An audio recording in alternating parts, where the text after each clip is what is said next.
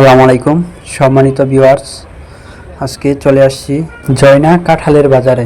বাজারটি অবস্থিত শ্রীপুর গাজীপুর উপজেলায়, ঢাকা ময়মনসিংহ মহাসড়কের সাথে এই কাঁঠালের বাজারটি অবস্থিত। এখানে বিভিন্ন জায়গা থেকে কাঁঠাল নিয়ে আসে পাইকারি ও খুচরা বিক্রি করার জন্য। তারপর এখান থেকে বাংলাদেশের বিভিন্ন প্রান্তে কাঁঠাল নিয়ে যায় খুচরা বিক্রি করার জন্য।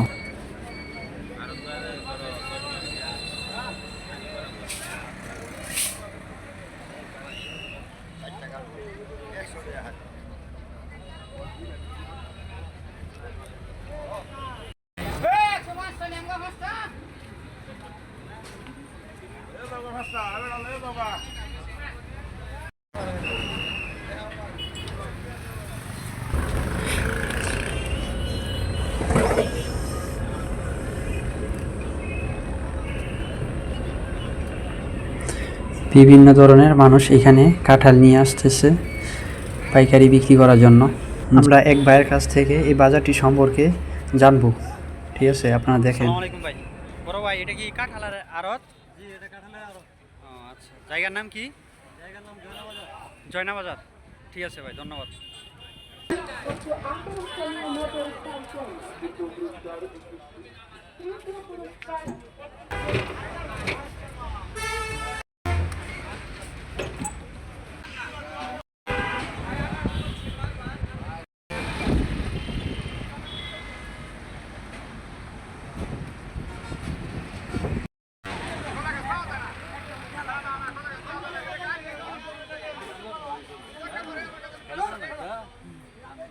বাজারে শুধু ঘুরতেই আসি চরখির মতো, মজার কিছুই পাইলাম না।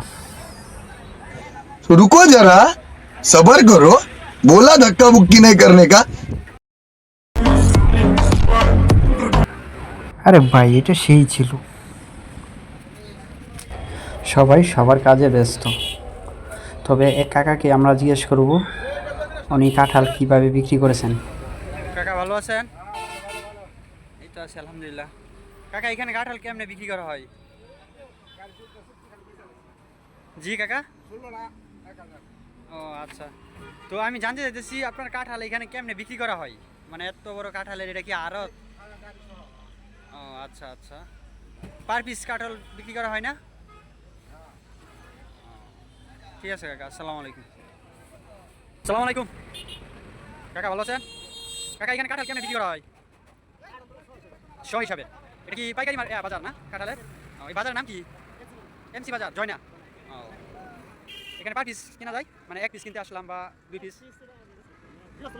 ও আচ্ছা, মানে মাঝে মাঝে এক কিছু পাওয়া যায়। ও আচ্ছা আচ্ছা। ভিউয়ার্স, আপনারা যারা গাজীপুর ভালুকার আশেপাশে আছেন তারা এখান থেকে ভালো মানের কাঁঠাল নিতে পারেন। এখানে পাইকারির সাথে খুচরাও বিক্রি করা হয়। আবার দেখা হবে নতুন কোনো ব্লগ নিয়ে। আল্লাহ হাফেজ।